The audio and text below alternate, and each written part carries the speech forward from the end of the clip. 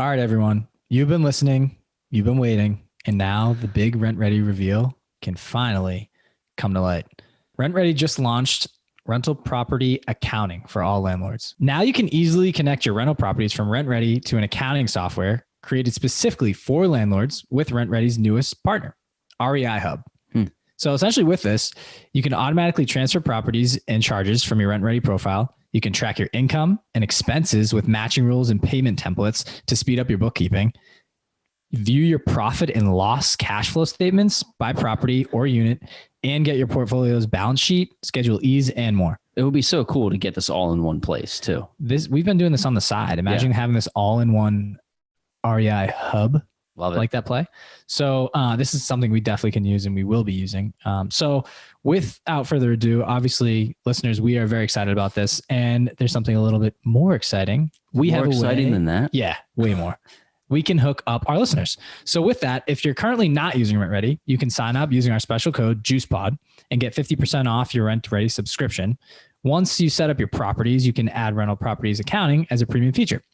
If you're currently using Rent Ready, go check out the new accounting features designed to save you time and money while you manage your business. So whether you don't have Rent Ready or you do, you have access to this feature. Make sure to use our code JUICEPOD, that's JUICEPOD, to get your access. And that is found on rentready.com, RENTREDI.com. If this is your first time here, welcome. During our shows, we interview successful entrepreneurs and investors to spread knowledge, advice, and actionable tactics to help others in the pursuit of financial freedom. We discuss successes, failures, systems, motivations, experiences, and key lessons learned along the way in the hopes that these stories help you along your journey. Tune in every Wednesday to get your weekly juice. If you've been here before and like what you've been hearing, please subscribe, share with friends, rate, and leave a review on Apple Podcasts. That goes an extremely long way for us. It's simple. Just click on your podcast app, type in our podcast name, The Weekly Juice, click on the reviews, and let us know what you think. The more ratings we get, the more eyes we'll get on our show, and in turn, we'll be able to provide you all with high-quality guests. You can also find us on Instagram at Weekly Juice Pod for daily content and personal finance tips to assist in your journey towards financial freedom.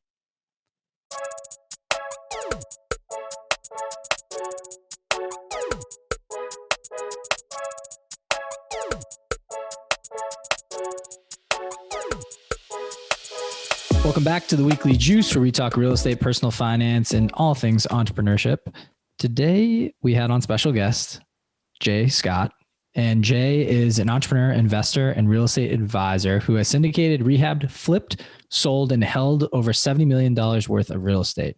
Jay owns several hundred rental units and is the host of the Bigger Pockets Business podcast. Missed you last week, by the way. Just want to let you know that. I'm back. He's back. So yeah, anyway, Jay is, what an amazing guest. I mean, talk about somebody who's been in the business for over a decade and has now syndicated hundreds of multifamily units. He's created a massive portfolio. He used to flip homes. He mentioned that he flipped, I think, over 400 or 500 homes. And he said his biggest regret is not keeping more of them to be more of an investor. But he is somebody who's written 4 books, helped start Bigger Pockets Publishing, which I think is a really cool little tidbit that he mentions in the show. But books like the book on estimating rehab costs, the book on flipping houses, the book on negotiating real estate, and the recession-proof real estate investing. And he actually has a 5th book coming out. This is a heavy hitter today. Jay kind of explains every facet of real estate investing and what you should do with your money as you gain it from what he calls transactional income. So I can't really say enough. I don't want to overdo it with the intro. He's just so good and so smart. He's done it for so long. I think we should jump in here. Yeah, let's bring him in. Cool. All right, Jay, well, officially welcome to the Weekly Juice podcast. Corey and I are thrilled to have you here. We've been following your story for a very long time now, and we know you're interwoven into this real estate industry pretty heavily. So for those who don't know you, if you could just give a brief background on yourself, who you are, where you're from, and then how you got into or took the plunge into real estate investing.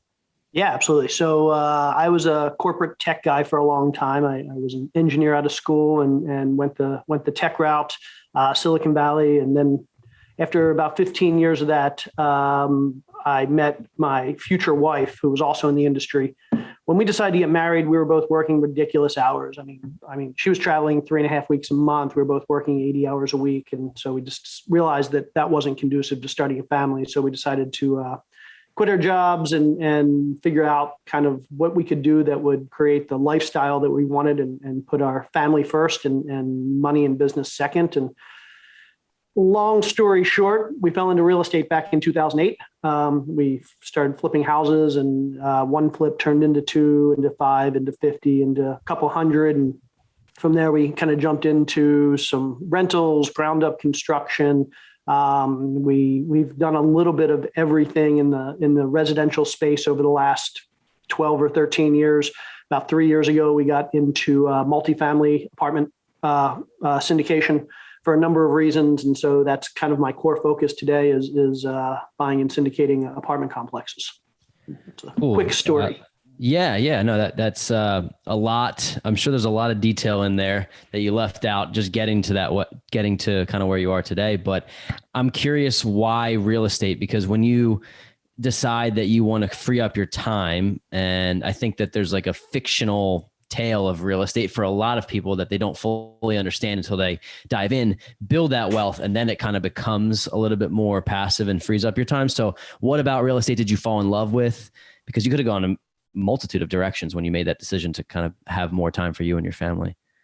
Yeah, this is probably going to be not the answer you or your listeners want to hear, but I don't love real estate. I actually don't even like real estate. Oh, wow. What I do like is I like investing. I like building businesses. I like solving problems.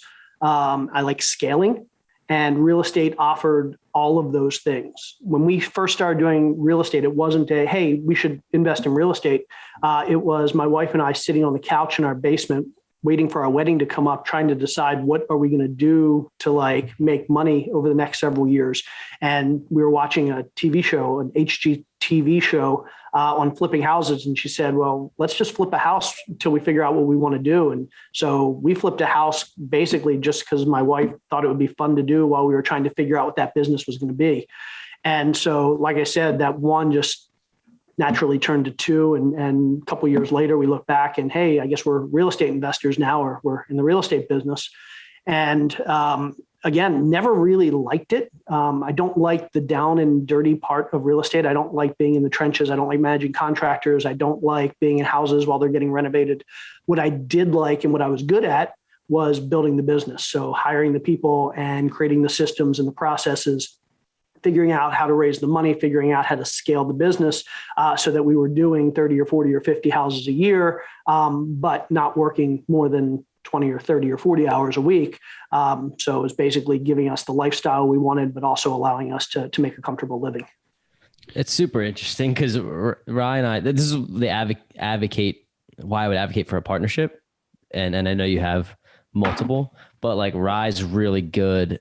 Maybe he doesn't like it. I don't know if he likes it, but he's actually really good at managing contractors and like dealing with tenant problems because he's in the customer relations business where I just don't like it. Like so getting somebody on my team who is, I don't even know if he likes it, but he's better at it. So I'm so calloused. I mean, I have 10 years in customer service that it's like, all right, man, whatever, you could throw whatever at me and I'll just kind of straight face you and figure it out and like, just find a way around it. Which you had something to say. Yeah. No, I did. I just think he dives in on the numbers a lot of times. I'm more so like creative deals in a way of like, okay, we've talked about, so we have a duplex, we have a single family that was, it was an estate deal. A woman passed away and we ended up doing a light flip on it, but essentially kept it. Right. So, rented it out for $2,700. Basically we had a really good deal on that. But the creative side is like, now we're opening our doors to, there's so many things out there. Have friends that invest in apartment syndications that are like, hey, do you guys have cash? You want to jump in with me? Or do you want to help source money for us? And then also we have guys that are really good with Airbnb and they're showing us their monthly cash flow. I'm like, holy crap. Like, I kind of want to get it. We want to like interweave a lot of different things in our portfolio, which you've done over X amount of years, let's just call it 10 plus.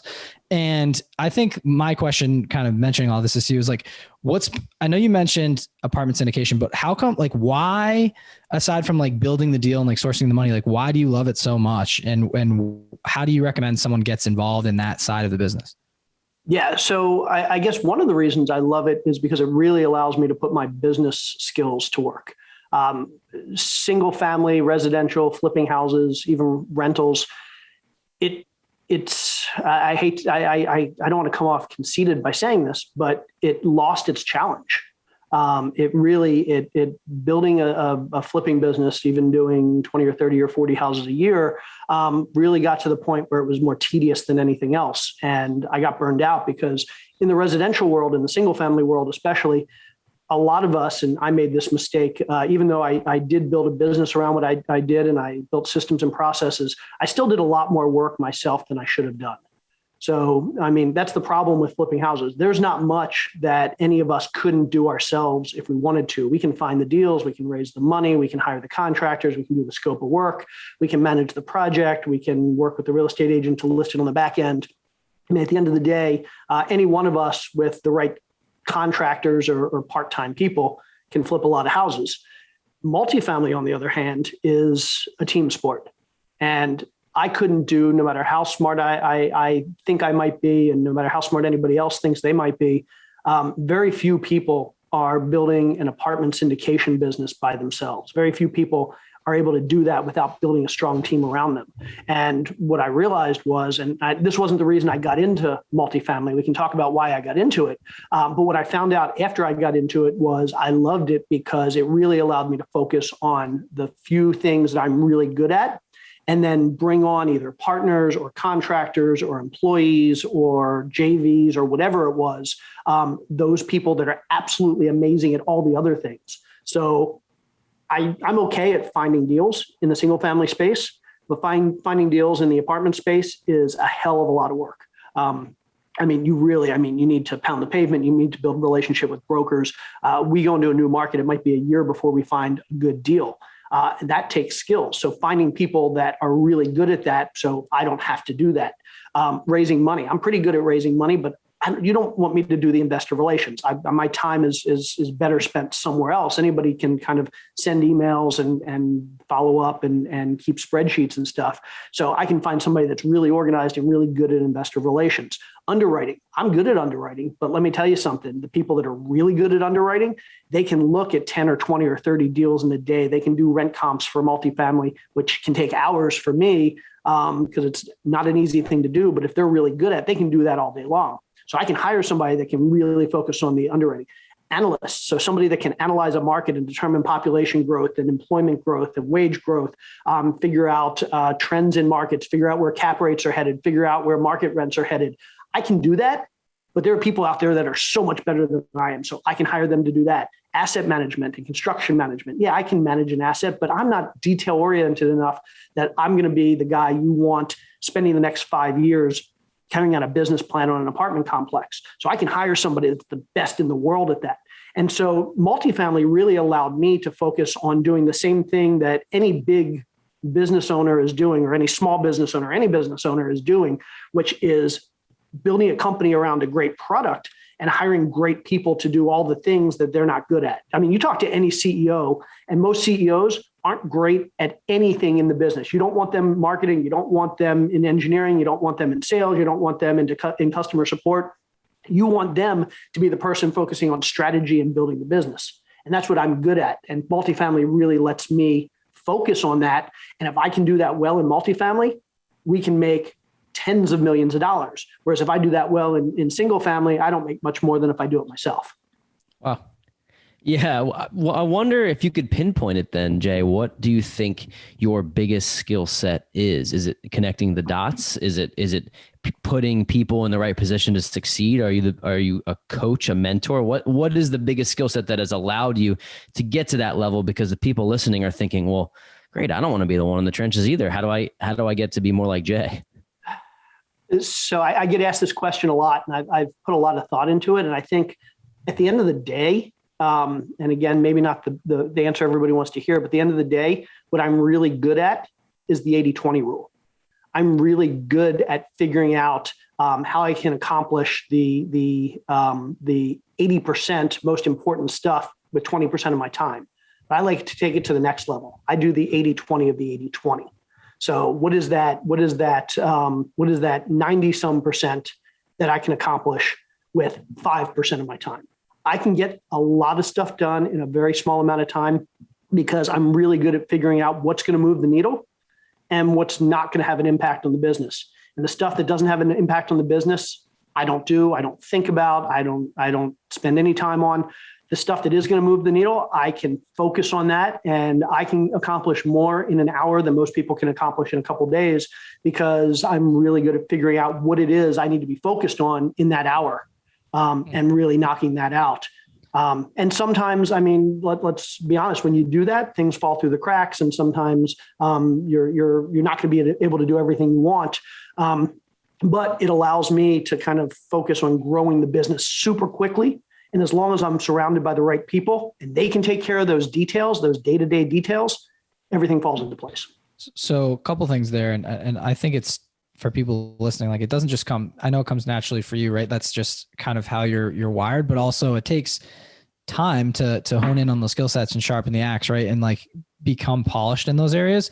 And once you realize your skill sets, right? I've heard I don't know the exact quote, but it's like, you forget all the rest of the stuff and just hone in on what you're good at. And then everything else will uplift itself.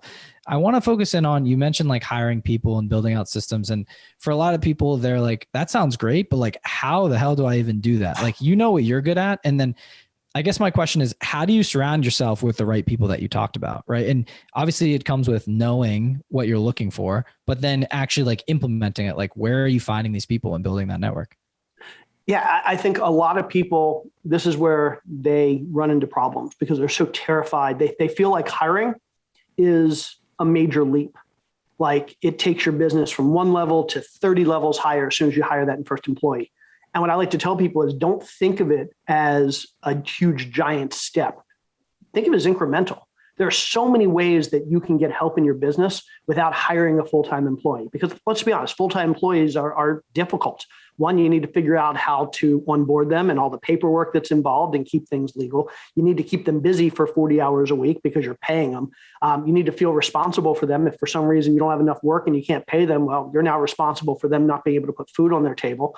You need to be able to pay them and do payroll and all that stuff. So it's a big commitment. But there's so many things that we can do incrementally before we ever get to the point where we hire somebody. And we all know this if we're in the real estate business. I mean, most of us don't swing a hammer on our own jobs. If we do, we don't also do the plumbing and the electrical and the HVAC. We know we can hire contractors. Well, we can do that in all parts of our business. I can hire a contractor to help me with bookkeeping. I can hire a contractor to help me with HR. I can hire a contractor to help me with basically any part of my business. So one, start with contractors. Two, a lot of us spend a lot of time doing stuff. I like to talk about the fact that one of the reasons why I feel like I've been successful is not only do I know how to focus my time, but I focus my time on the right things. I don't focus my time on the stuff that's going to make me $20 an hour. If I'm out there like painting my own house, well, I'm saving $20 an hour by not hiring a painter, which means I'm basically making $20 an hour. I'm not in this business to make $20 an hour. I gave up a corporate tech career where I was making a whole lot more than that. So I'm not in this business to make $20 an hour or $50 an hour or $100. I want to make $1,000 an hour or $2,000 an hour or $5,000 an hour. So I'm constantly asking myself, this work that I'm doing right now, is that generating me $5,000 an hour? And if it's not, I'm hiring it out to somebody else. Maybe I have a virtual assistant. Maybe I have a personal assistant. Maybe it's a part-time person. Maybe it's some website where I'm like TaskRabbit, where I'm hiring out personal stuff so that frees up my time. So again, it doesn't need to be full-time employees. Then you can bring in people like in addition to contractors and VAs and assistants, you can bring in partners. I mean, we talked about this earlier. Partners are great because it really allows you to scale your time because they're working on hopefully stuff that's complementary to the stuff you do. If you don't want to bring in the biggest mistake I see with partners is we bring in people who are exactly like us because we like hanging out with them, we like working with them. But those partnerships don't benefit anybody. If you can do exactly the stuff I'm doing, well, now we're both kind of twiddling our thumbs while the other's working and nobody's doing the stuff that neither of us can do. Totally. So partners is a great way. sharing employees. So I often talk about, hey, you don't need to hire somebody full time. If you guys are let's say you own a bunch of rentals in some town, and I own a bunch of rentals in some town, and you're thinking, I need property management 50% of the time because I'm really starting to scale. But I don't want to hire somebody 50% of the time because that's hard. I don't want to hire a full-time person, only give them a half-time job. You come to me and you say, hey, you have a bunch of rentals. You need a part-time person. We need a part-time person. Let's hire somebody and we share them. I mean, that's how we manage most of our mid-sized multifamily stuff, because the hardest part about mid-sized multifamily is management. You don't make enough money to hire a full-time leasing agent, full-time maintenance person, but it's too big to have like a typical single-family property manager. You want somebody half-time. Well, I go out to other apartment complex owners and I say, hey, you probably have the exact same problem I have. We have 3 complexes between us. That's probably one good leasing agent, one good maintenance person. Let's work together and hire somebody. There are a lot of incremental steps we can take before we get to the point where we say, okay, time to hire somebody. Commission. Hire or bring somebody on in a commission role. Then you don't have to hire them. You don't have to give them a paycheck. You don't have to give them benefits. All of our acquisition people, they're commission-based. They find a deal. They either get a big cash payout or they get equity in the deal. So lots of ways to bring people on board to help you grow your business before you get to the point of hiring. And then once you get to the point where you're like, okay, my business is now kind of running and I know I have the cash and I know I have the deal flow and I know I have the infrastructure to support full-time employees. That's when you start hiring full-time employees. Don't make the mistake of thinking you have to do that on day one. And if you can't do that, your business is never going to grow. Really, really appreciate that. And while we're on the topic of partnerships, I want to talk about about a year ago, we had Ashley Wilson on the show. She's known as the Bad Ash Investor on social. And then she's partner at Bar Down Investments, which we know you are a partner with as well. Can you talk about the relationship with Ashley and how you guys leverage each other's skill sets to essentially go into business together, and then kind of who handles what role? That would be cool. Yeah, absolutely. So I guess a little backstory. About 3 years ago, I decided to get into multifamily investing. And the reason I decided to get into multifamily was I was burned out of doing flipping. I was burned out of single family stuff. In fact, I was ready to quit real estate altogether. And what I realized was I had all this cash sitting on the sidelines that I had been using for my flips and using for my investments and using for other stuff. And now I had no place to invest it.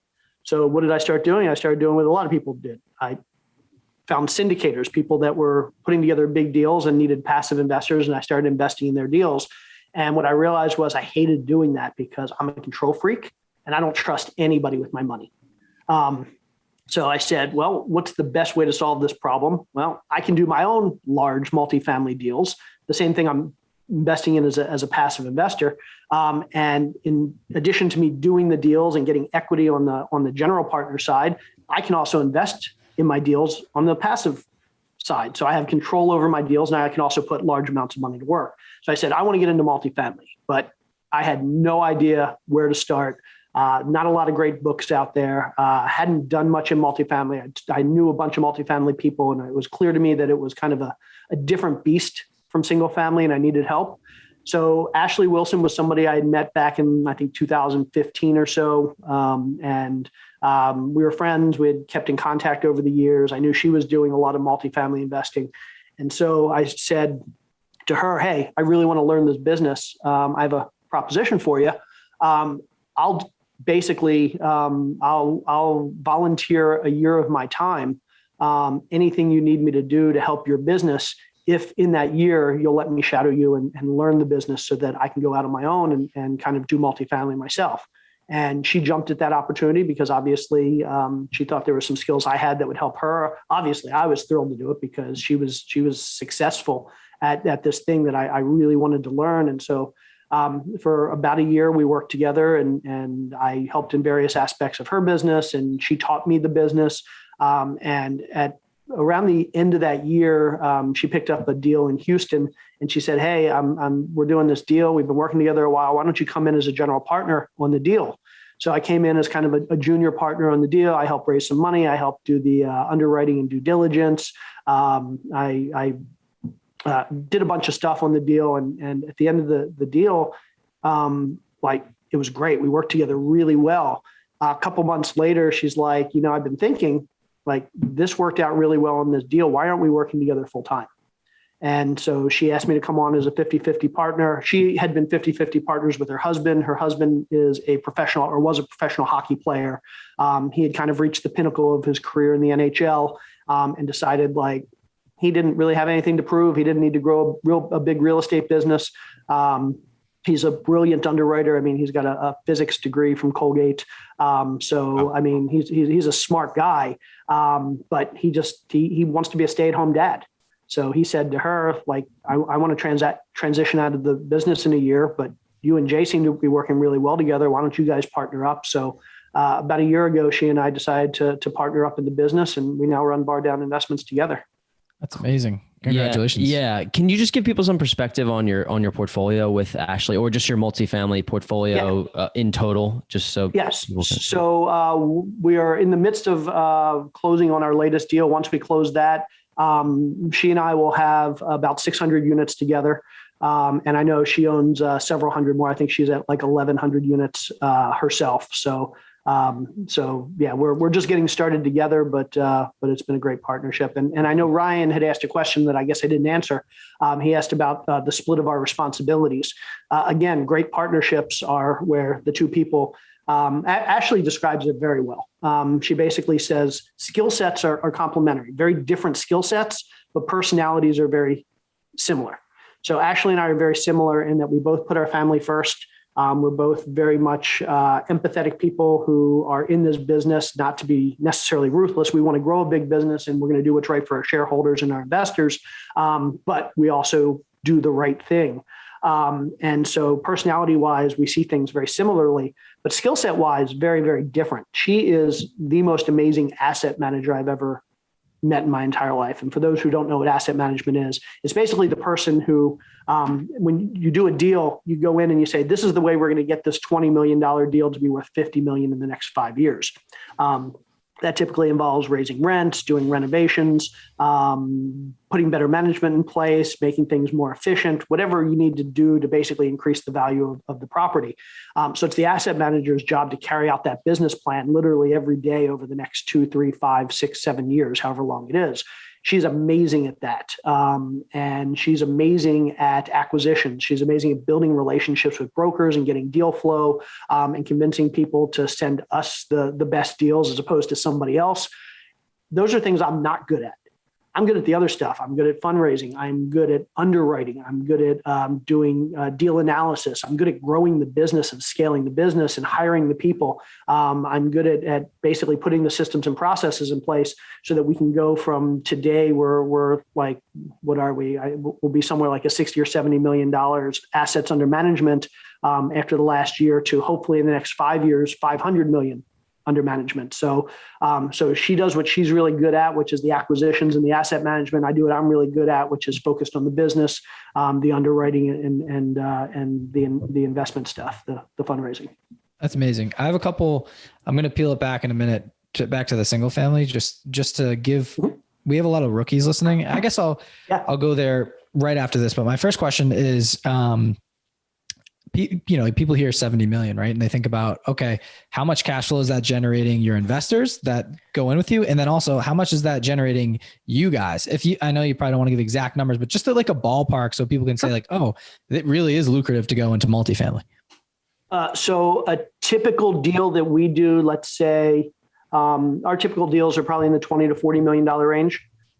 Typical deal that we do, there is no typical, but our investors, typically we target 14 to 16%, what's called compounded return. So people hear that this IRR number, which is kind of the equivalent to about 16 or 20% average annual return, which are pretty high numbers, but that's pretty standard in the real estate syndication space. So our investors are getting about 16, 17, 18% annualized return on their investment.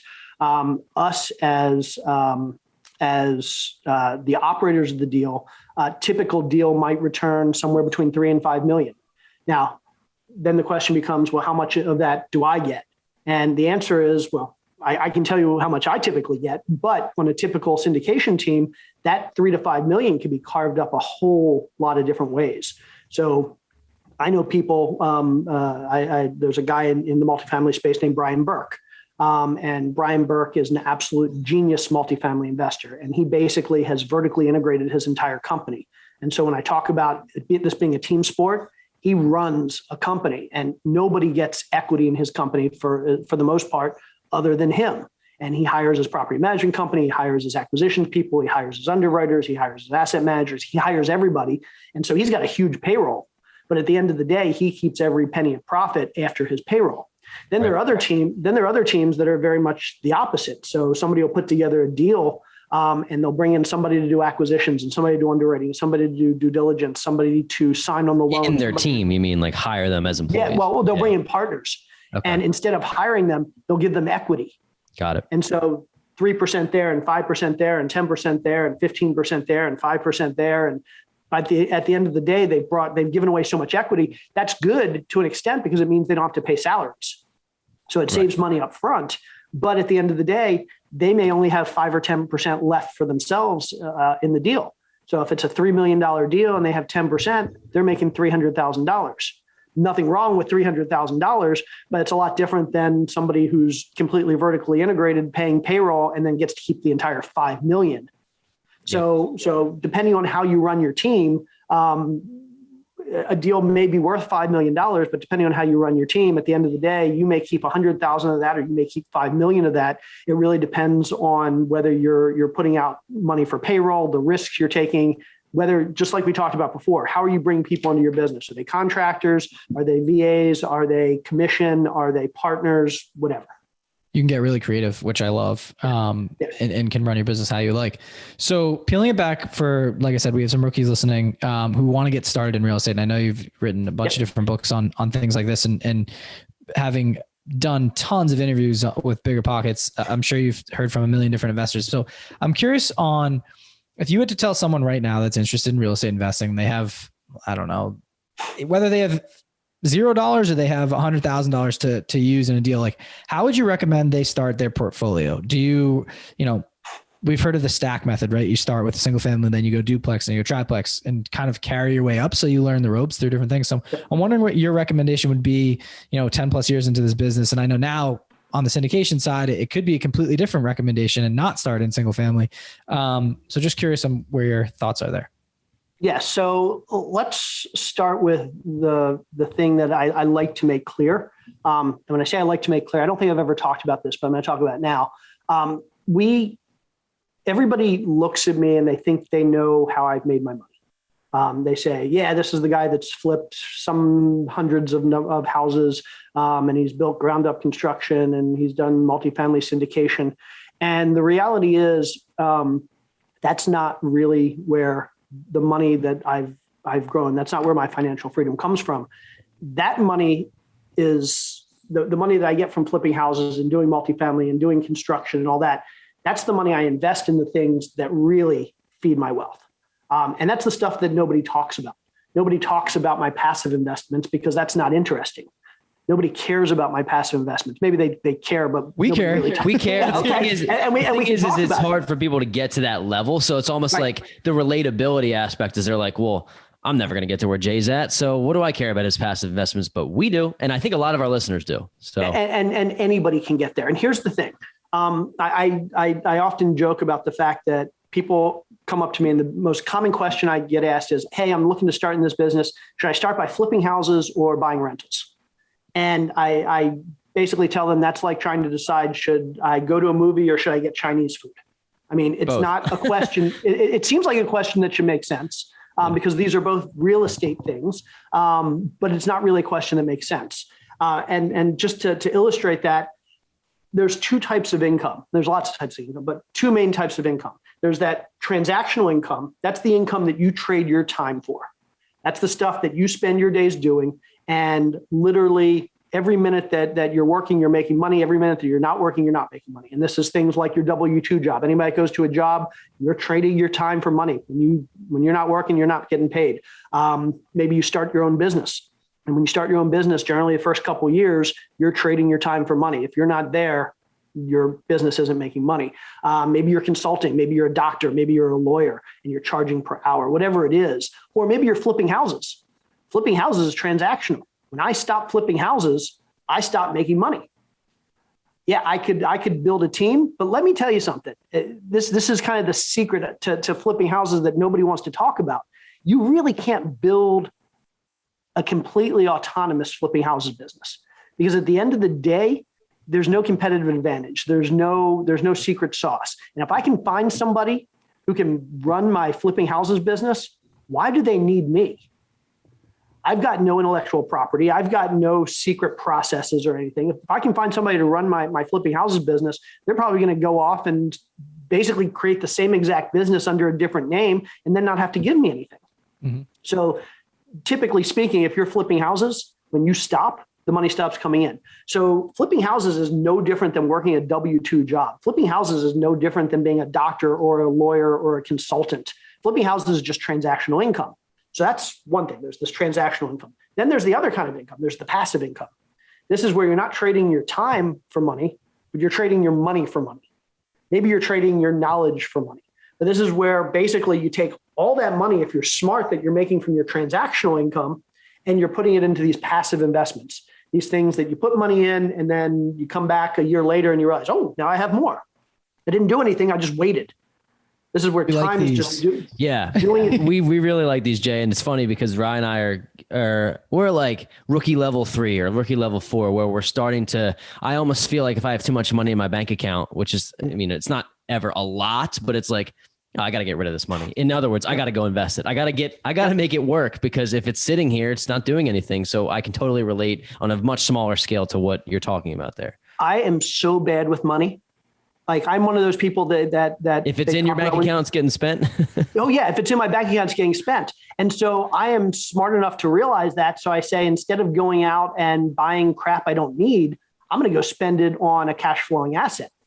I'm going to go spend it on some good asset. And so I'm really bad. I like to sell things because I like seeing my bank account go up. And then I know I need to invest that money, because otherwise I'm going to do something stupid with it.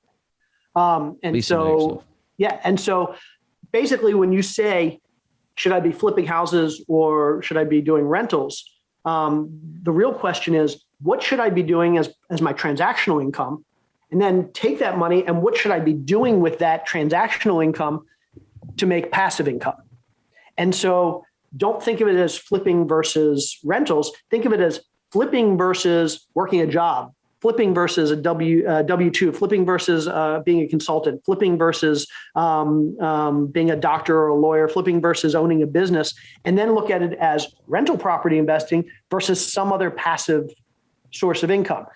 Rental investing versus the stock market, rental investing versus crypto, rental investing versus angel investing, rental investing versus whatever it is. And that's really the decisions you need to make. And so for me, I picked real estate for both of those. I picked flipping houses for my transactional income, and I picked rental properties and syndications as two of my passive sources of income. But I didn't have to do that. But what I like to tell people is, figure out what your transactional income is. And the way to figure that out is, what is going to generate you the most dollars per hour? Doesn't matter. Like, if you're going to make more money at your W-2 than you're going to make flipping houses, stay at your W-2. Because let me tell you something, if you're going to be not wasting, but if you're going to be trading your time for money, at least trade it for the most money you can get. And then take absolutely as much of that money as you can and plow it into whatever you're really good at on the passive side. If you're good at real estate and you're good at rental properties, then do that. If you're really good at buying businesses, do that. If you're really good at investing in artwork for some reason, then invest in artwork. Whatever it is, take that money from your transactional income and plow it into passive income. So if somebody wants to do all real estate, great. Every 3 houses you flip, take that cash and buy a rental. Had I done that, I flipped 400 and some houses. And I look back now, if I would have kept even a quarter of them, that's 100 houses. If I made 100 grand in appreciation on those houses in the last 10 years, and I promise you I would have made at least 100 on every one, that's an extra $10 million in my bank account. Yep. But I kept turning that money and doing transactional stuff. And then here we are today, and I don't have enough investments for that money because it's really hard to find good investments. So that's my best advice to anybody that's starting out. So let's talk about the passive side. That's really intriguing. I love the analogy and like the description of it, but you mentioned a bunch of different things, whether it's stocks, crypto, rental properties, buying business. You're an angel investor. Can you talk about, we as you mentioned previously before we jumped on live here, that you are an angel investor. Can you talk about that? What do you specifically invest in, and like what's your forte? And what do you think, like 2021/2022? What would you recommend as we move forward with the way of the that? world? Yeah. Yeah, I tell people, at least on the passive side, invest in any side, but invest in what you're good at, invest in what you know. I know tech. I've got a lot of connections to the tech industry. I know the business side of things. And so a lot of my angel investments are tech startups. And so that's what I know. That's what I'm good at. But another way to think about this, like when you're looking at what to do with your money, in the business space, and mostly in the startup business space, there's this thing called a cap table or capitalization table. And so if you start a business and you raise money, let's say from angel investors or venture capitalists, you have this table that basically lists the different types of shares in your business, who the owners of those shares are, and what percentage of equity do they own. So let's say you start a business, and let's say you're Uber. The CEO of Uber or the founder of Uber has a certain amount of shares of his stock, and then each of the investors has a certain amount of equity that's worth a certain amount, whatever. And this list of all the shareholders and how much equity they have is called a cap table. And in the real estate space, a cap table is just basically a list of investors in an asset. So if I own a single family house, well, that cap table is essentially just me, 100% equity. If I'm an investor in a syndication and I own 1% of that syndication, then the cap table, I'm 1% owner of that $20 million investment or whatever it is. And what I like to tell people is, if you want to get wealthy, get yourself on as many cap tables as possible. And that's a very long way of saying, be in as many investments as possible. And a lot of people think the only way to get into an investment is to have money. And so a lot of us say, okay, well, I can't buy any investments because I don't have any cash. But there are lots of ways to get on a quote unquote cap table. One, you can buy your way on. So I can go out into a syndication and I can say, here's $100,000. So I can buy 100 shares of your syndication. Now I own X% of your property. Or you can partner with somebody and say, here's $50,000. I want to be your partner. And now you're your owner. So you can trade. Your money to get on a cap table, but you can also trade your time to get on a cap table. So anybody that's worked in the tech startup space like I did knows that the best way to get wealthy in that space is to find a startup company and have them give you stock options. Well, you're not buying those stock options. Like all the people that have become millionaires from Google or Facebook, they didn't buy their way in. They became employees and they worked their way onto the cap table. So you work 2, 3, 4, 10 years, you build up equity. So they work their way on the cap table. You can do that in the real estate space as well. So you know how you're really good at finding deals? Well, come talk to me. I'll put you on my acquisitions team. You find me a great 200 unit deal. I'll give you 5% of that deal. And if it's a typical $5 million deal, well, you just made $250,000. You didn't have to put a penny in. Come do underwriting for me. Come do asset management for me. So work your way onto the cap table. Other thing you can do is you can knowledge and experience your way onto the cap table. So I do a lot of advising. So companies basically call me in and say, hey, we want you to help us, and especially companies in the space called the prop tech space, so property technology. So there are a lot of companies out there that are building technology in the real estate space, and they look at me and they go, oh, this guy could really help us because he's got a good network. He knows the real estate space. He knows the tech space. And so they give me equity to come in and be a consultant. Well, you can do that in the real estate space too. You know real estate really well. Ashley Wilson, I told her I'd volunteer my time for a year in return for her to mentor me. Well, she easily could have said, I'll mentor you, but I want you to give me 20% of your first 5 deals. I'd have happily done that. And so now she's using her knowledge and her experience to get on my cap tables. So there are lots of ways that you can build up equity. And what I tell my kids is do everything you can to get onto as many cap tables as you can in as many industries as you can. I mean, if you look at my balance sheet, my personal financial statement, you'll see like 100 different things listed where I have equity. I have some ownership stake, and maybe it's 0.5%, maybe it's 3%, maybe it's 10% in like 200 different businesses and investments. And I've gotten on that, not necessarily by just buying my way on, but by trading my way on with my knowledge or my time or my money. And so my biggest piece of advice to anybody that's out there that's starting out is to think of it in those terms. get a piece of as many investments as you can. Because at the end of the day, some of them are going to pay off, some of them aren't. But if you have a big portfolio of investments, the ones that pay off are the ones that are going to fund your future. Really, really good advice, Jay, because I think that you mentioned a lot of cap tables, but really they talk about millionaires and having, 7, 10, 15 sources of income, right? If you're standing on one leg with your W-2 job and you're not doing anything with that money, it's extremely, extremely difficult to get wealthy. But if you have 10 different legs, a bunch of different ways that you're bringing in income, some of them being passively, you're taking that passive income and then you're going and dumping it into investments or getting on cap tables, so to speak, that compounding interest just takes over after time. So it's it's very, very cool. I don't know if you had something else on this. I wanted to kind of transition into rehabbing a little bit, just because you're known, Jay, as because you flip so many homes, the guy who understands estimating rehab costs, and you have a book on it. So you kind of live up to that hype. I guess not necessarily for flipping, but it could be for flipping. I saw a graphic on your Instagram about, the order of operations for a rehab. And this can apply to people who are just getting into their first rehab. Maybe they're in their 15th and they're trying to optimize their strategy of how this rehab process works. I saw a little bit of a hard transition, but I want to talk about your processes and what you are suggesting for people who are looking to get into flipping or just burring or creating that equity in your properties in terms of rehab. Yeah. So flipping's really tough these days. I'm not saying you can't do it, but I think now is a bit more of a risky time to do it than in previous times. 10 years. Right? I think that shouldn't surprise anybody. I mean, flipping works in a lot of different markets, but it doesn't work when the market's going down. The market's going sideways, great. If the market's going up a little bit, great. If the market's going up a lot, great. But when the market's going down, flipping doesn't work. And so what I tell people these days is if you're just learning the business, the best way to make money in flipping these days is to be really fast. That kind of reduces the risk. But it's hard to be really fast today because contractors are difficult and materials are difficult. Literally, people talk about like, I flipped all these houses, I should be good at this. And you guys are talking about how I'm good at this. Well, let me talk about some mistakes I made. And I'll talk about the biggest one I made today.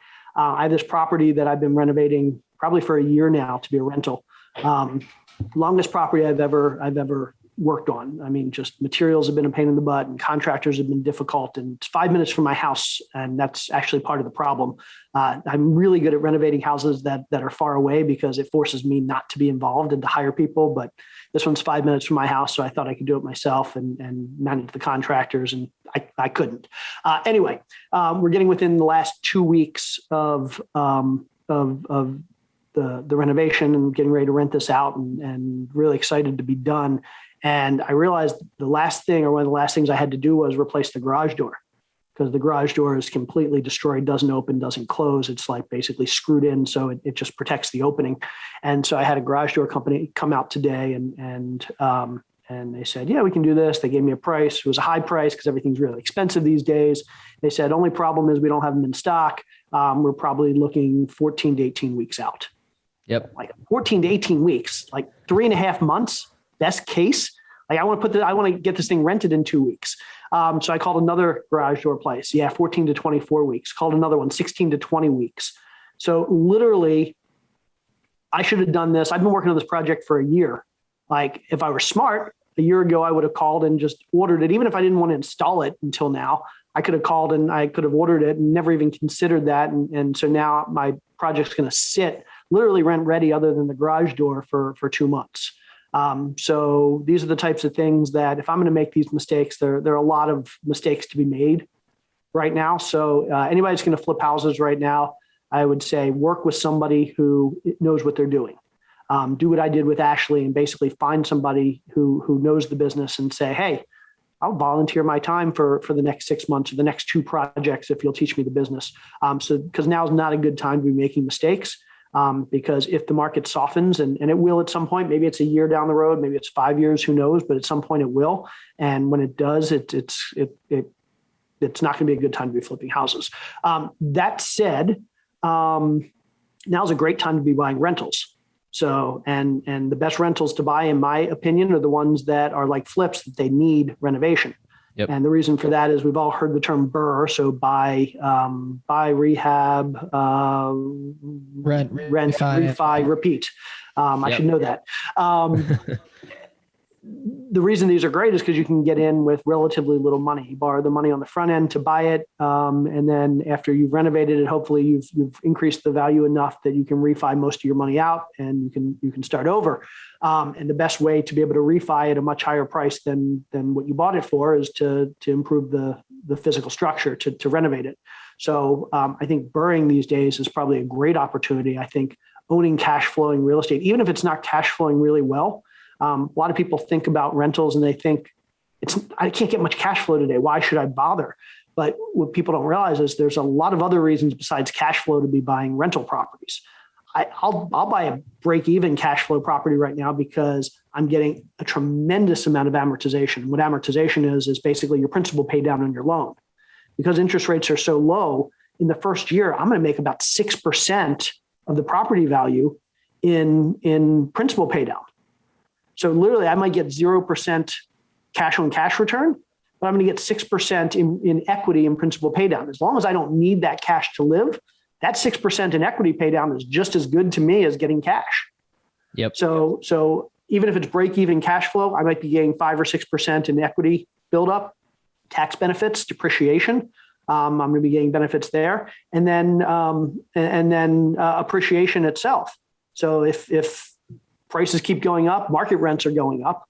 As long as that keeps happening, as long as we keep seeing inflation, we're likely to see market rents go up. So I'm going to be making money from an appreciation standpoint. So even if I'm getting zero cash flow, I may still get 10, 12, 15% returns just from the amortization, the appreciation, and the tax benefits. And then you look at inflation, and then you can arbitrage the loans. I'm a big fan of saying these days that the property actually isn't the big asset. The asset is the loans. Because if I buy a property today and I get a loan on that property, I'm paying that down over 30 years with inflated dollars. I'm paying that down with cheaper dollars. It's really funny that you mentioned this, Jay, because I think the notion for young investors, people who are just getting started, is that like cash flow is the most important of those four you just mentioned. And as we start to stabilize our properties, we had a rough year with cash flow on a couple of properties, particularly. I'm realizing, well, that property appreciated in $50,000 this year. So like, I'm thinking about it all wrong. And that's actually, the cash flow is potentially the least important of all the four of those, because as long as you can weather these storms and you hold for an extended period of time, the appreciation is going to do its magic. You're going to be paying more of your principal pay down as time goes on based on the amortization schedule. Like we're paying more and more and more. And then the tax benefits on top of that. So I'm not as bent out of shape as I would be on a property that was supposed to cash flow $500, and it actually only did $200 a month this year, just based on the fact that, well, it went from being worth 150 grand to 190 grand in 1 year. So it's like that whole frame of mind. I know people that invest just like you do and buy properties that don't cash flow, but they're saying, I'm going to hold on to this thing for 12 years. So it, generally speaking, unless there's an apocalypse, it shouldn't matter, right? Well, here's the crazy thing. I would challenge anybody to go back and look at the historical data on market rents. We all know that during recessions, housing prices go up and down. I mean, 2008, housing got crushed. Where I was in Atlanta, in some places, values dropped 40, 50, 60%. But you know what market rents did? They stayed flat. Yep, and historically, market rents don't drop. And in 2008, in a lot of markets, they went up. But worst case, they stayed flat. Maybe they went down 1% or 2% compared to 30 or 40% in housing values. It's nothing. And before 2008, I mean, you look at the previous recessions, market rents almost never, ever go down. They don't fluctuate like housing values do. And so a lot of people think that it's risky to be buying cash flowing real estate. It's only risky if you're getting loans that may come due. If you're going to have to refi and the market drops and lending gets tight and you can't afford to refi or pay off the property, then you're in trouble. But if you have fully amortized loans, if you have loans over the next 10 or 20 or 30 years and they're cash flowing today, who cares if the value of the property drops from $200,000 to $50,000 for a couple of years? As long as you're still making the same cash flow, your balance sheet or your personal financial statement doesn't look as nice, but you're still making the same amount of money. And in a few years, the values are going to come back. Yep. That's really hard to keep your eye on that prize as you're in the middle of it when you're dealing with, you buffered 15% for maintenance and CapEx, and it's actually like 27, and you're just like, what is going on this year? Like, why is it like this? But just playing that long game and staying consistent, continuously buying. If it cash flows when you first buy it, we like to think, well, it's going to be cash flowing in 10 years, almost without a doubt, unless you sell during a downturn, which we hopefully would. And I tell people, I mean, a lot of people are like, well, I need the cash flow to live. And what I'd say to them is, it sucks. Now's a really sucky time to try and retire on properties that you're buying this year, next year, because you're just not going to get enough cash flow to be able to retire. But again, transactional income, passive income, and rentals are your passive income. You're building your wealth for the future. Yeah, you may not be able to give up your W-2 job for a few more years, but that doesn't mean you shouldn't be buying these things for your future. Very good point. Can you talk about, I know you've done this heavily on the syndication side of things, but can you talk about utilizing private money and how to negotiate deals? So that way, for example, Corey and I, we're at the point where we want to start not using our own cash, right? It's the annoying cycle of save up to 50,000, pump it into a rental, just keep gutting your account, pump it back in. Like at some point we're going to be willing to take on partners, and obviously we'll have to fork up some equity or whatever that may be. But can you talk about kind of some of the ins and outs of putting together a private money deal, and then also like how to negotiate on the benefits for both parties? Yeah. Lots of ways to raise money. And at the end of the day, it boils down to two things. Money is one of two things. Money that you're using is one of two things. It's either debt or it's equity. And our goal as investors should always be to get what's called our total cost of capital, the total amount of money we have to pay for the financing that we're using, as low as possible. So I think we all know, if not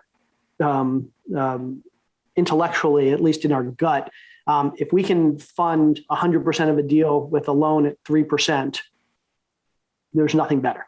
We would do those all day long. So that's basically your cost of capital for the entire loan is 3%. Now, typically we can't do that. Let's say we bring in a lender at 75%, 3% interest rate, and then we bring in a partner who wants 12% for the other 25. Well, now our cost of capital has gone up. It's 3% for the 75% of debt, and then it's 12% for the 25% of equity. And so you blend those two together and it's somewhere like 6% or whatever it is. So you can do the math. And so as investors, our goal should always be to try and get the cost of capital for our deals, the total cost to borrow or get equity as low as possible in all our deals. And so how do we do that? Number one is we always use as much debt as possible. And so because debt is literally the cheapest way to get money. It's also the best way to keep control. If I have to bring in partners, I mean, sometimes I can have passive partners that don't have any voting rights in my decisions or in the project. But a lot of times if you have partners, they have some say in it. So it's nice to not have anybody else having control. So debt's a great way to keep control, but it's also a great way to keep your cost of capital down as low as possible. So what I tell people is focus on the debt first and foremost. What does that mean? That means make sure you have good credit. Make sure that you make good decisions with respect to don't quit your job if you're not going to be able to get loans.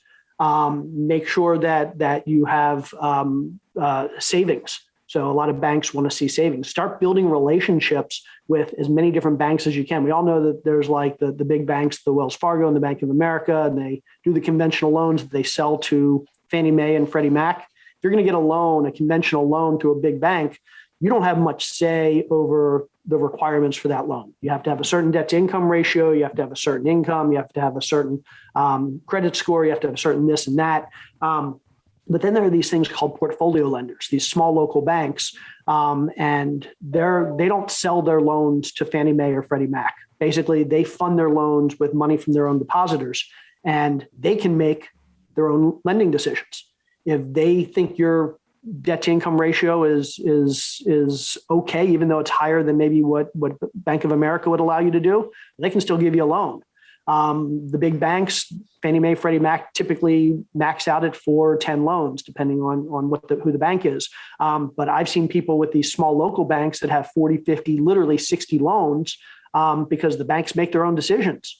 If basically you have a deal and you need 85% loan to value because you don't have a big down payment, well, if you have a good relationship with the bank, they have the option to do that for you. So I tell people, make sure you start building relationships with these small local banks as soon as possible. So open up a checking account or a savings account or get a credit card, go meet the VP of lending and say, hey, can I take you to lunch? I'm thinking about getting into real estate. I just wanted to introduce myself. I'm opening an account at your bank. I'd love to get a line of credit, even if it's $500, just so I can start building credit with the bank and a relationship. Because in a couple of years, that bank may lend you against 40 or 50 properties. So on the debt side, start building the relationships and keep your credit good, keep your income if you need to keep your income, anything you need to do to be able to keep getting that debt. And then on the equity side, and equity basically is a fancy word for ownership. So trading ownership or percentage of the deal to somebody else, lots of ways to raise money on the equity side. So number one, and I didn't mention, I'm sorry, on the debt side, there's one other that was really important, is private lenders. Private lenders are kind of the holy grail. So more expensive than banks, obviously, but a whole lot cheaper than giving equity in the deal, a whole lot cheaper than giving somebody ownership in the deal.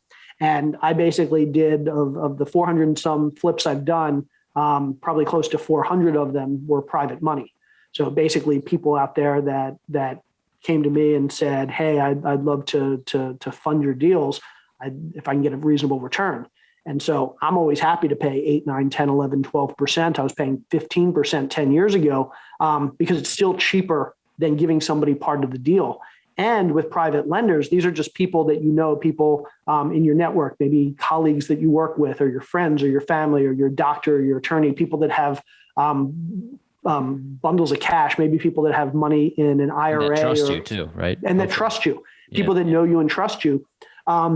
They have the option of doing something that no bank will do, and that's lend you 100%. So I've basically 400 of my 400 and some flips, I got money at literally 100% loan to value. They funded every penny. And so start building those relationships now. And it's possible that you may need to get some deals under your belt before anybody really starts lending you money. But it'll be nice that once you have 2 or 3 or 5 deals under your belt, that you have those people who are now like, oh, wow, I see you're actually doing this for a living. You're making money for other people. How do I get in on this? Right. And so private lenders are great. Then on the equity side, so if you actually have to give away part of the deal, lots of people you can do that to. You can give away part of the deal to a partner. So maybe I come to you guys and I say, hey, I need $25,000 down. I'll give you 10% of the deal if you put in $25K so I can get the deal done. And you're like, oh, Jay Scott, I've heard about him. I hear he's pretty good at this. So I'll give you $25K for 10%. And now we build a relationship that can go far into the future. So that's number one. Maybe you just need to get a loan. So you can bring in somebody, maybe I have bad credit or I don't have a job. And I say to you guys, hey guys, I'll give you 25% of the deal. All I ask is that you sign on the loan for me. You become a credit partner. And so now I can get a loan. Maybe I have the down payment for 25%, but I don't have the other 75%. If you guys have the good credit and the income and are willing to sign on the loan for me, I can give you a piece of the equity just to sign on the loan and get me the loan. Seller financing. So seller can either provide debt or equity in the deal. So you go to a seller and you say, hey, you're moving out. Where are you going? What are you doing? Oh, I'm moving in with my girlfriend. Okay, well, what are you going to do with the cash? Like when you sell the house, I haven't decided. I don't know. Sit in the bank until I figure out what to do with it. Well, I'll make you a deal. Bank's going to give you 0.5%. Let me hold the cash or hold the note for me for a year, and I'll give you 6% or 8%. Basically, I'll be the bank. You don't have anything you need to do with the cash in the next 6 or 8 or 12 months.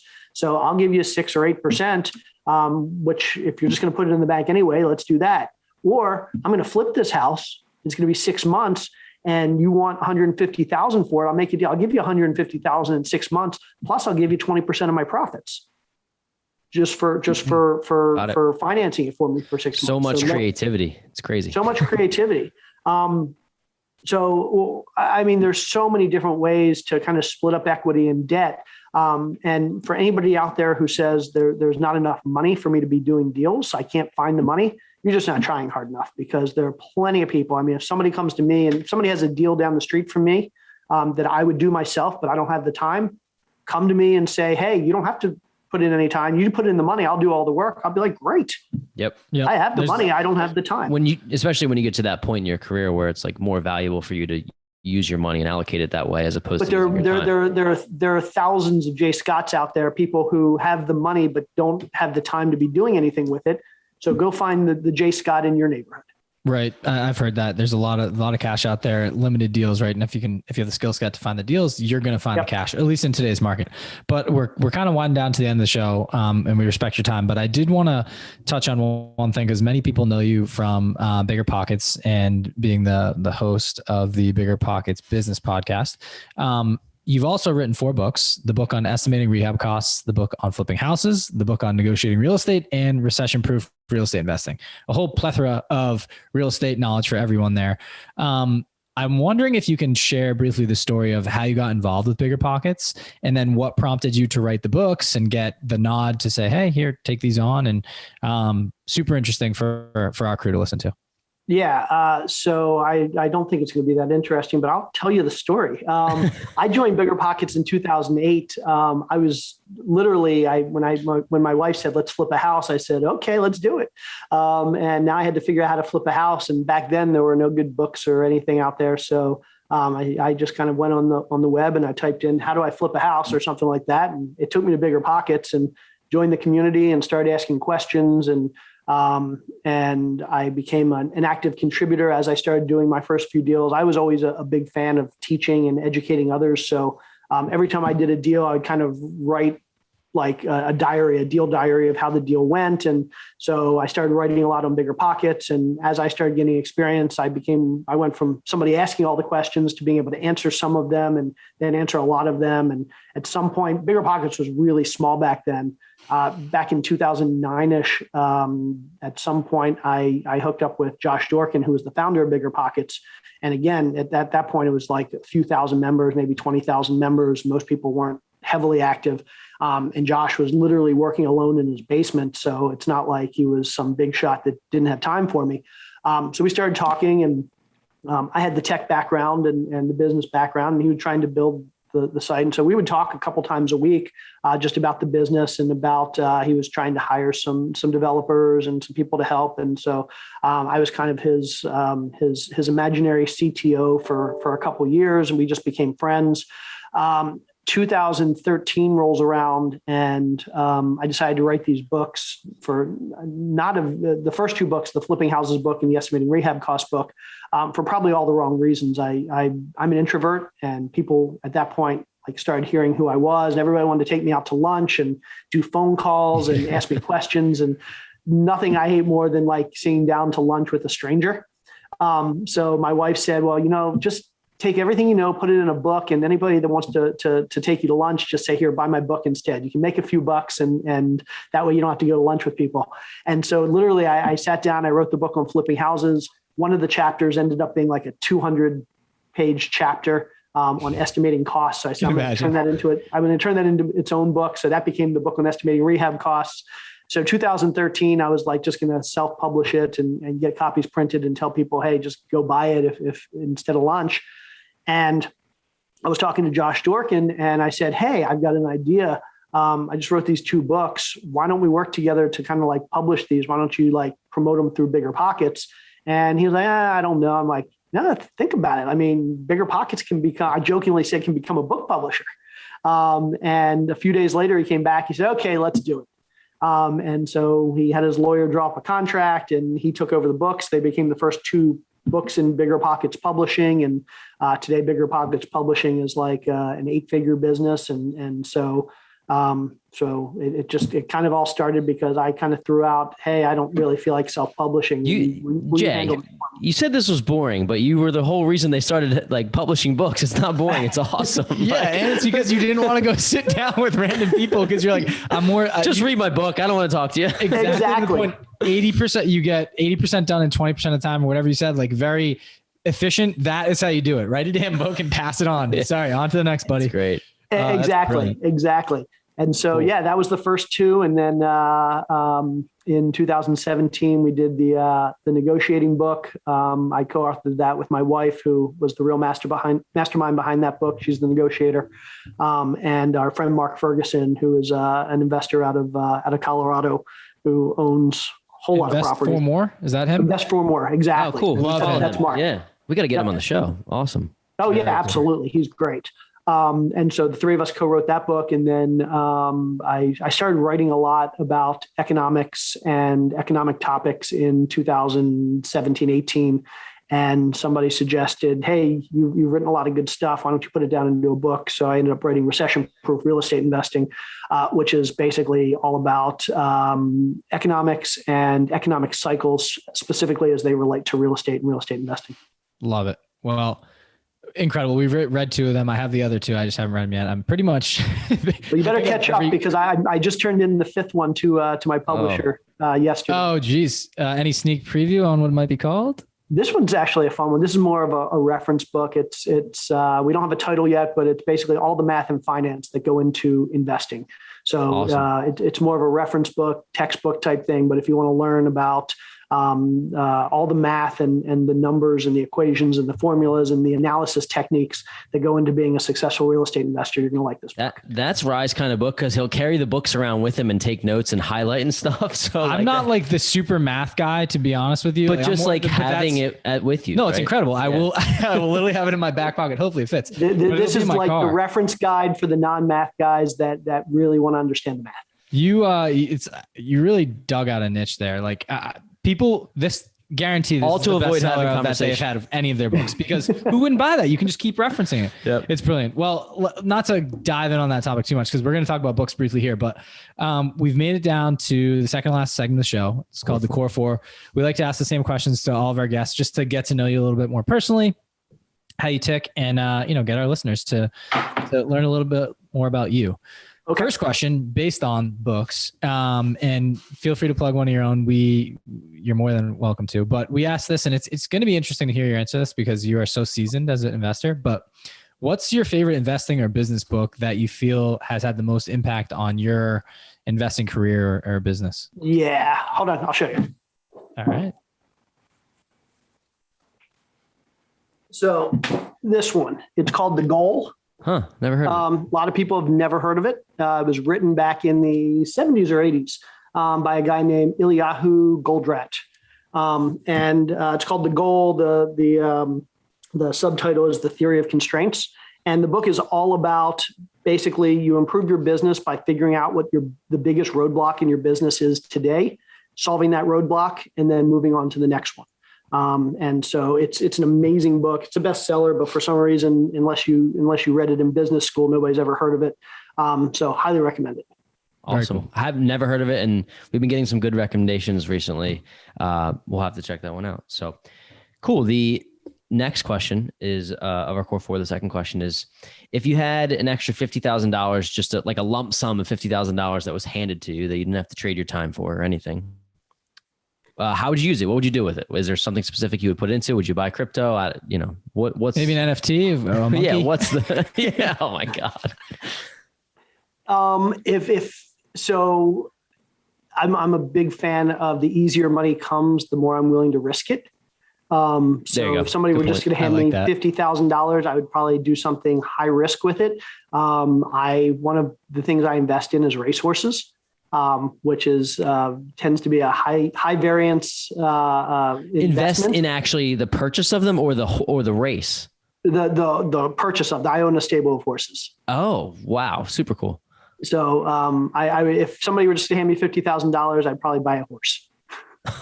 Best answer I've got. Definitely not. I was gonna say 18 parlay. That's high risk. That's some Peaky Blinder shit. I love that. That's really cool. So I'm also a poker player. Maybe I'll go to Vegas and sit down a high stakes game. Love it. Cool. Good really answer. Cool. I like the fun answers as opposed to just putting it into real estate because both are good. No, something high. If it's free money, it's got to be something high risk. There you go. Noble steed. I like it. Cool. So I know you talked briefly about mistakes throughout the episode, right? And we appreciate that. But if you could go back in time and think about your biggest mistake that you made along in your investing journey, can you pinpoint that? And then what have you learned from it? Yeah, and I said it, but I'm going to reiterate it because I think it's really important. Back in 2008, before I flipped my first house, I took this investor who was a big name investor in my small town out to lunch, and I asked him that question. I was like, "What's the biggest lesson you've learned? What's the biggest mistake you've made?" Because he always asks that question when you take somebody to lunch. And he said, "Biggest mistake I made was every house I ever sold. I regret every house I ever sold." And at the time I was looking to flip houses, and obviously I didn't listen to him. And it was several hundred houses later before I realized, wow, the biggest regret I have in this business is every house I ever sold. And obviously I couldn't keep every house. I couldn't have afforded to have kept every house. But like I said, I could have flipped 3 and kept 1, flipped 4 and kept 1, whatever it was.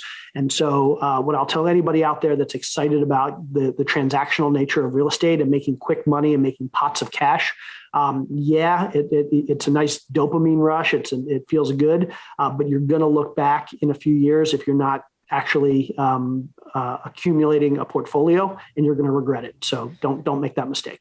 Jay, I have not met one single investor. This is clearly a theme I should probably latch onto. I've not met one investor that has said to me, "Man, I am so glad I sold that house 10 years ago." Now, if it's somebody who lives there and they needed to get out and move across the country, but isn't an investor, it's a different story. But I've not met one investor that said, "Man, I'm so glad I sold that house." Like, it just doesn't happen. So we Ryan and I are always talking about, like, well, is there a point where we're going to cash out on equity? And I think that, like, the answer is, like, if we have a portfolio big enough where we could take a portion of it, yeah, maybe, but you always want to have some to hold, just because, you wait 30 years and these things, it's just proven over time how much wealth you can build. So yeah, I tell people, unless you have something better to do with the cash, if everybody always comes up to me and says, "Hey, I need your advice. I had this property. Should I sell it? Blah, blah, blah, blah, blah." And I don't care about the details. Like, the only question I ask them is, what are you going to do with the money? And normally the answer is, I don't know. Well, then my answer is, don't sell it.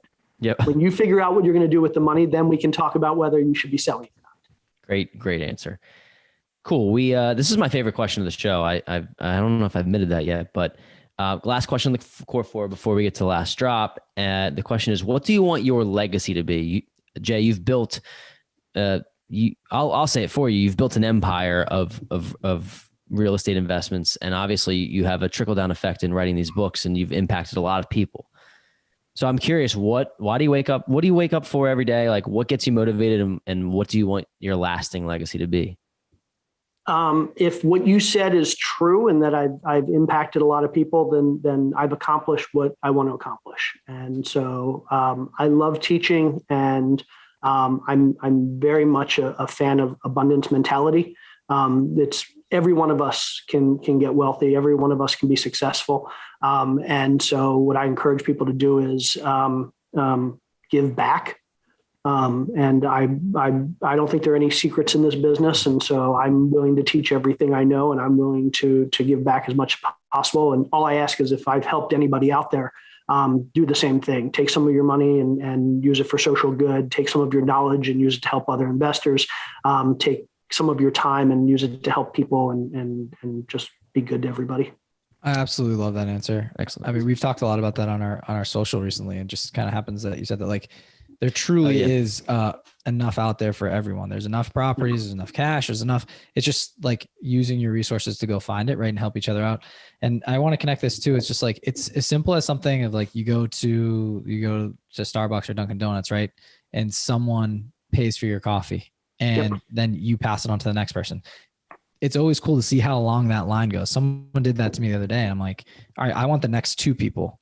And it's just that snake. I felt good the rest of the day. And it was like a car full of younger, I don't know, like, they just got their license people, and they passed it down and bought mine. And then the lady in front of them bought theirs. And I asked the lady at the front at the Dunkin' Donuts window, I said, "Hey, who started this chain?" She's like, "Oh, it started like 10 cars ago." And it was actually this older woman that bought like $40 worth of Dunkin' Donuts for the car filled with young girls. And I was like, that's amazing. Like, just randomly, oh, here's something an extra 40. So simple, but how far it goes. And, like, kind of, you're doing it at a little bit of a higher level, but, like, making it that simple, you can make the world a better place pretty easily. So that's like literally, I mean, my kids and I, it's our favorite thing to do. If we go through a drive-through, we will always pay for, like we had one yesterday, literally went through a drive-through, and I looked in my rearview mirror and I said to my son, Chase, I said, should we be paying for the guy behind us? He said, of course, we always do. I said, turn around. And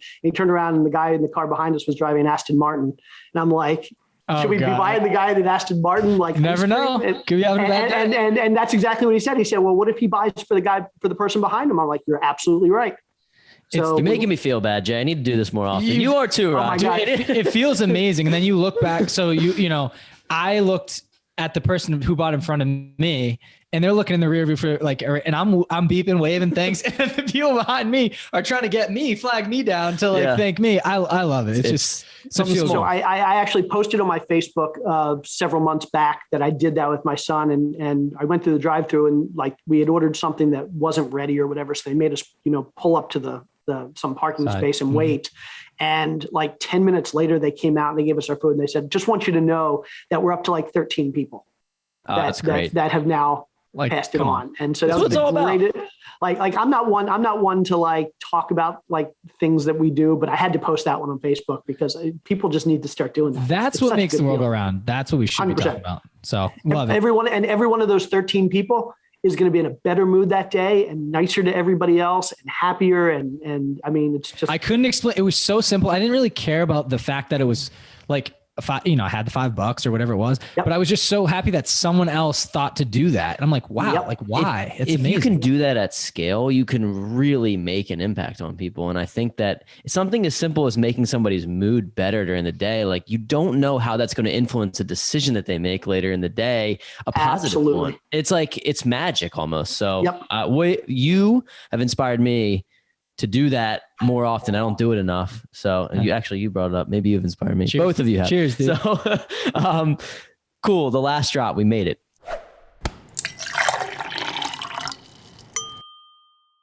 Last segment of the show is called The Last Drop. He's trying to steal my thunder.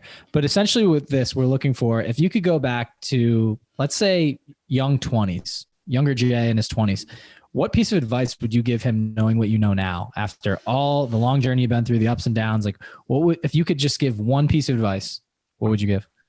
Don't overestimate people in this world. I think a lot of the reasons that it took me so long to figure out a lot of what I figured out, and a lot of reasons that other people don't seem to get where they're going quickly enough is they feel like they're not smart enough, that other people know what they're doing and they don't, and they wait till like everything aligns before they do stuff. And what I've realized is most people are idiots.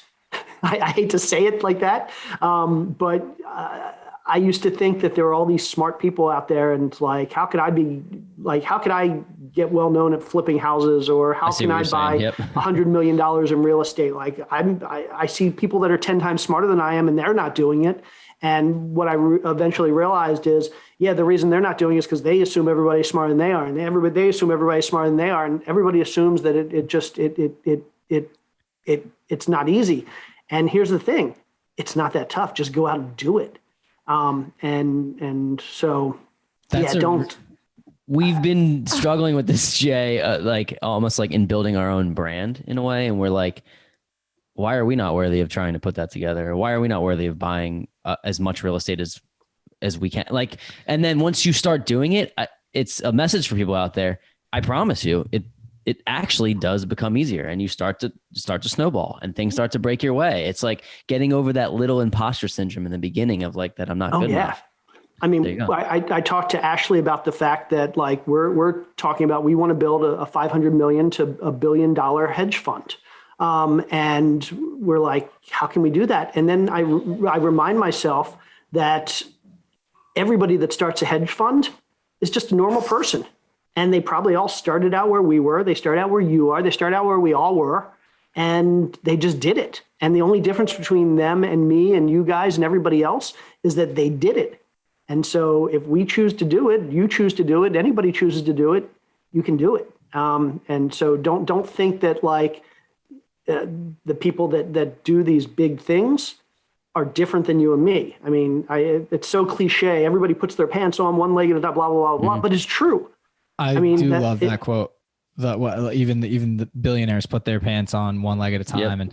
And I think you both mentioned it and hit the nail on the head with like imposter syndrome, right? And Corey and I actually have this, it's kind of funny. We have this, it's like just a little joke between us, but like there'll be sometimes we get off a recording, we look at each other, go, that guy's not smarter than us. Swear to God. and like it's exactly what you said. We're just a little bit more goofy with it, but we're like, we can do this. And that's like that little motivating piece is like, some people you realize that they're in their lane and they're just, they have a different skill set. So they seem smarter than you, right? But it really comes down to taking risks, I think, and just like putting yourself out there and putting your message out there a lot of times where like, you don't realize how powerful you are and what you can learn really quickly and adapt to, that it's just what successful people have done. They just took that leap of faith at some point and trusted themselves. So, I mean, if you can do $100,000 deal, you can do $100 million deal. I mean, it really, it's 3 more zeros. That's all it is. And where's the brick wall, Jay? So many people think that there's magic of going from 100,000 to 100 million. Well, let me tell you something. There are plenty of people out there that can't believe you just did a $100,000 flip. 100%. Because that seems like magic to them. So it's all perspective, and there is no magic. Just remind yourself that most people are idiots, and you can do anything you want to do. Fair enough. Well, with that, yep. Jay, it was a pleasure having you on the show. You dropped a lot of knowledge on us and a lot of different sides of real estate. So we appreciate it. Like I said, we have been following your story for a long time now, and people are going to absolutely love this episode.